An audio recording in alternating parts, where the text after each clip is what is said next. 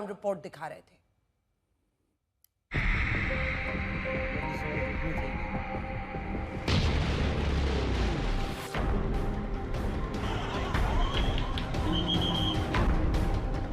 देश के सबसे बड़े विमान हादसे से सब हिले हुए हैं।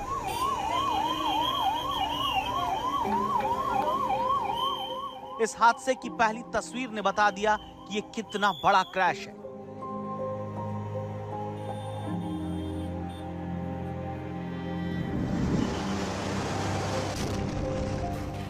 अहमदाबाद में एयर इंडिया का बोइंग 787 ड्रीमलाइनर प्लेन क्रैश होने के बाद सिविल हॉस्पिटल की इमारत से टकराया है।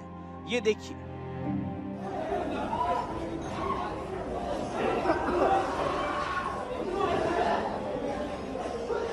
ये तस्वीर आपको बताती है कि विमान के आग के गोले में तब्दील होने के बाद कितना बड़ा इलाका इसकी चपेट में आया है। चाहे वीडियो में दिख रही पहली इमारत हो या फिर इसके सामने की बिल्डिंग, दीवारों का कालापन हादसे की कहानी खुद बयान करता है। विमान के क्रैश होने के बाद हॉस्पिटल से दूर की इमारतें भी इसकी चपेट में आईं और खाक हो गईं। जिस वक्त प्लेन हॉस्टल की इमारत से टकराया तब वहां मौजूद मेडिकल छात्र और रेजिडेंट डॉक्टर दोपहर का खाना खा रहे थे। विमान सबसे पहले बीजे मेडिकल कॉलेज की मेस की इमारत से टकराता है और उसके बाद अतुल्यम हॉस्टल से टकराया, जिसमें सीनियर रेजिडेंट रहते थे। मैं यहीं मेरे ऑफिस में बैठी थी, जैसा धड़ाका हुआ मैं वहाँ ऑफिस से वहाँ गई। बहुत बड़ा प्लेन क्रैश हुआ था, तो बहुत धुआं और आग लगी थी। जो डॉक्टर्स के फ्लैट थे उनको बहुत डैमेज हुए हैं और उसमें से कितने डॉक्टरों को हमने निकाला है, लोकल कार्यकर्ता और सब मिलके। ये प्लेन के हॉस्टल से टकराने के बाद का वीडियो है। इसमें आप धूल का गुबार और लोगों के चीखने की आवाजें सुन सकते हैं।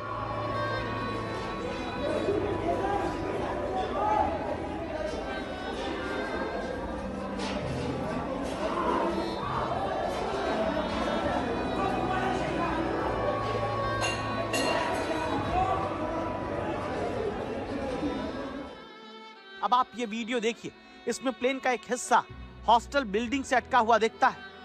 विमान गिरने के बाद विमान के पहिए हॉस्टल बिल्डिंग पर गिर गए हैं। अब हॉस्टल मेस की तस्वीर देखिए।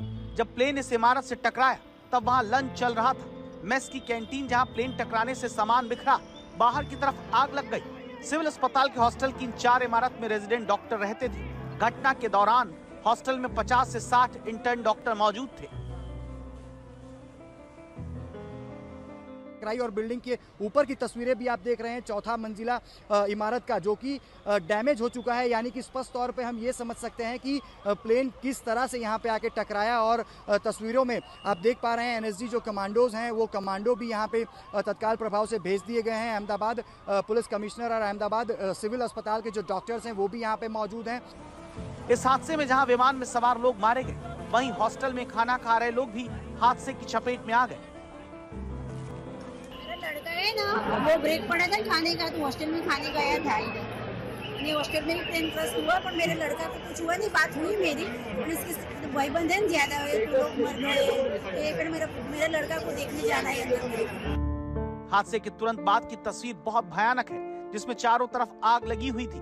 हर तरफ सिर्फ विमान का मलबा और लोगों के शव बिखरे पड़े थे और डॉक्टरों का ये हॉस्टल खंडहर जैसा हो गया। और विंग कमांडर अनिल गोयल जी इस वक्त हमारे साथ जुड़े हुए हैं। आप इस हादसे को कैसे देख रहे हैं सर? एक पायलट और एविएशन स्पेशलिस्ट के तौर पर आपको क्या वजह समझ में आ रही है? क्योंकि अभी तो सबको यही समझ नहीं आ रहा है कि मतलब टेक ऑफ करता है विमान, ड्रीम लाइनर 787 है, जो परिस्थितियां वो तो दिख रही हैं कि उसमें बहुत ज्यादा एटीएफ रहता है, लगा 1.25 लाख लीटर से ज्यादा, वो तो क्रैश की बात है। लेकिन क्या वजह हुई कि टेक ऑफ के फौरन बाद ही मतलब फेल कर गया और कैप्टन सुमित सभरवाल को मेडे कॉल करना पड़ा? आपको क्या लग रहा है? मैम, जैसा कि हम सब इस वीडियो में देख रहे हैं, बड़ा ही दुखद हादसा हुआ है। और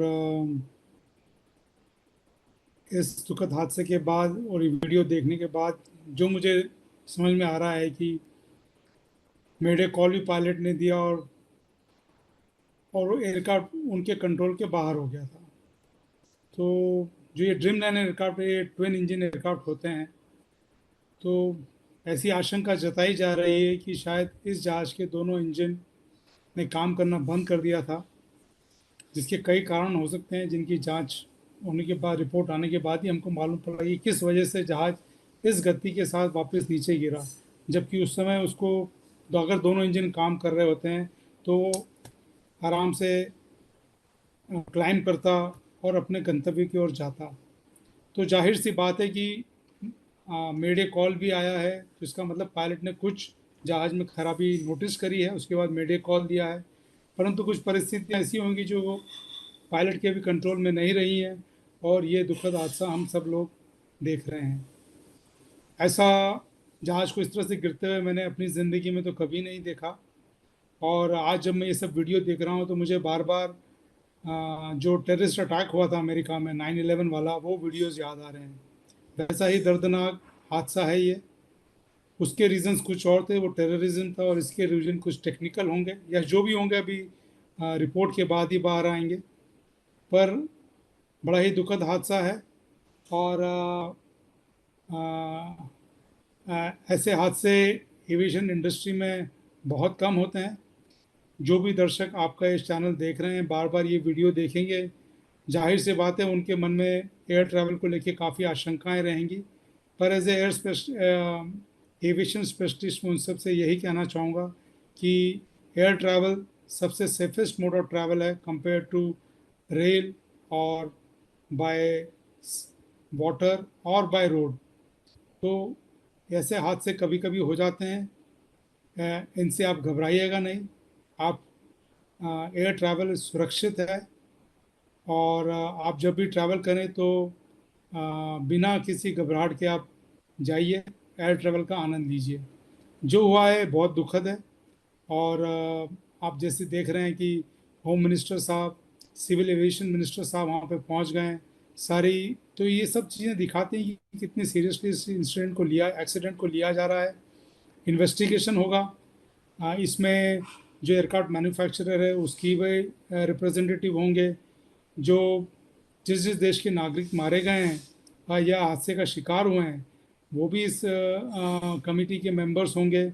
और स्पेशली हमारे जो डीजीसीए हैं, और जो भी सिविल एविएशन मिनिस्ट्री तय करेगा, वो सब इस इन्वेस्टिगेशन को कार्यान्वित देंगे। बिल्कुल, और कारण तक पहुंचना है, ब्लैक बॉक्स के जरिए पहुंचना है, उसमें भी कितनी जानकारी मिल पाएगी, क्योंकि टाइम बहुत कम था और स्ट्रगल का भी टाइम मतलब पायलट को नहीं मिला।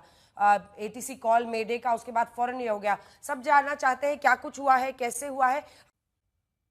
आइए आपको एहसान खालिद जी से अब जानकारी दिलाते हैं, क्योंकि एहसान साहब, दो चीज़ों पर मैं सवाल आपसे करना चाहती हूँ। क्या ये मुमकिन है कि विमान के टेक ऑफ करते ही, मतलब बोइंग 787 ड्रीमलाइनर जैसे विमान के दोनों इंजन फेल हो जाएं, और दूसरा मेडे के कॉल के जरिए, क्योंकि टाइम ही नहीं मिला सर, मतलब उसके बाद से तो जब से शायद उन्होंने कहा डिसेंट शुरू हुआ, विद इन अ मिनट और लेस देन दैट 50-55 सेकंड में ही विमान क्रैश कर गया।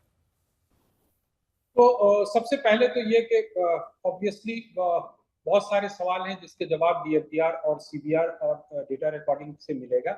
यहाँ पर जो चीज नजर आती है कि पायलट ने मेडे कॉल किया, that means there was an, वहाँ पे एक अनप्रेसिडेंटेड इवेंट हुआ जिससे कि जहाज और जहाज में लोगों के अंदर के जान माल का खतरा था। पायलट ने अपने आसपास एटीसी और सर्च एंड रेस्क्यू टीम को अलर्ट किया। दूसरी चीज, जहाज जो है अपने एक हाइट जो कि करीब 625 ऑल्टीट्यूड है, वहां से वो नीचे उतरता हुआ विंग्स लेवल के कंडीशन में वो नीचे की तरफ चला गया। तो क्या ऐसी कोई घटना हुई जिससे कि पायलट का ध्यान उस तरफ गया और लैंडिंग गियर नीचे रहा, और वहां पे जो है जो भी लॉस ऑफ पावर हो सकता है उसको वो हैंडल कर रहे थे, तो इन्होंने फ्लाइट पाथ को कंट्रोल करने में एयर स्पीड कम था। मुझे जो नजर आता है वो लैंडिंग गियर डाउन है, जिसको के ऊपर करने की कोशिश नहीं की गई। लेकिन उससे बड़ी चिंताजनक बात जो मुझे नजर आती है वो ये कि शायद उस वक्त फ्लैप्स ऊपर गए, जिससे कि जहाज की स्पीड तो सही थी लेकिन लिफ्ट सडनली कम हो गया और एयरक्राफ्ट सिंक करने लगा। ये ऊपर वाला मतलब के ये जो सीक्वेंस ऑफ इवेंट्स हैं, एक है टेक्निकल फेलियर या बर्ड हिट, उसके बाद अगर कुछ सीक्वेंस ऑफ एक्टिविटी में अगर उतनी करेक्टनेस नहीं होती है तो इस तरह की चीज हो जाती है। मैं किसी को इस पे ऑब्वियसली इन्वेस्टिगेशन इस चीज की तरफ देखेगा कि लैंडिंग गियर नीचे क्यों थी, क्योंकि अगर लॉस ऑफ पावर है तो सबसे बड़ी चीज जो पायलट करता है वो कहता है कि पहले लैंडिंग गियर ऊपर ले लेते हैं, उससे क्या होता है जहाज को ऊपर चढ़ने में मदद मिलती है। यहाँ पे लैंडिंग गियर ऊपर नहीं दिया गया है। जो भी विजुअल है उससे बहुत क्लियर नहीं है कि फ्लैप नीचे है या फ्लैप ऊपर है।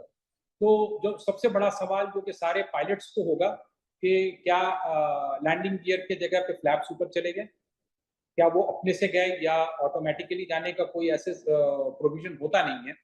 तो अगर वो हो गया है तो ये हादसा कर सकता है। आपको याद होगा दुबई में एक एयरक्राफ्ट दुर्घटनाग्रस्त हुआ था आज से करीब 2-3 साल पहले, मैं डेट नहीं बता सकता हूँ।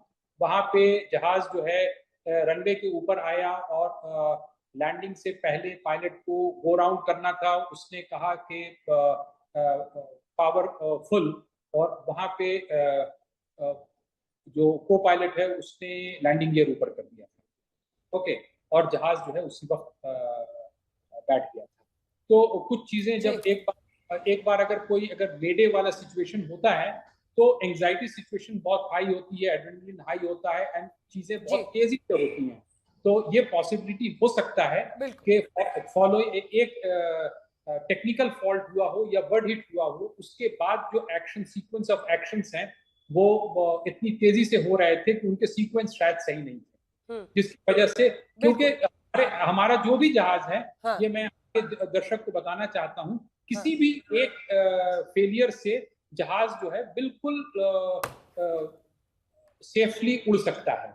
मतलब कि जहाज में इंजन फेलियर हो जाए, इंजन फायर हो जाए, कोई आइए आपको सिटिंग अरेंजमेंट जरा दिखाते हैं, क्योंकि सबसे ज्यादा अगर आप देखिए तो अब लोगों को इस बात से लेकर जिस तरह से जान बची है, उनके परिवार के लिए कितनी खुशी की बात होगी आप कल्पना कीजिए, क्योंकि बोइंग 787 जैसा विमान गिरता है, इतना बड़ा आग का गुब्बारा वहां पर बनता है। ये जो आप आगे की सीट देख रहे हैं ना, इसमें देखिए जो इकोनॉमी रो है उसमें 11D, कुल आपको बता दें कुल 242 लोग इस पर सवार थे, 230 यात्री थे, 12 क्रू मेंबर्स थे, पुरुष 81, महिला 100, जो कुल जो भारतीय नागरिक थे।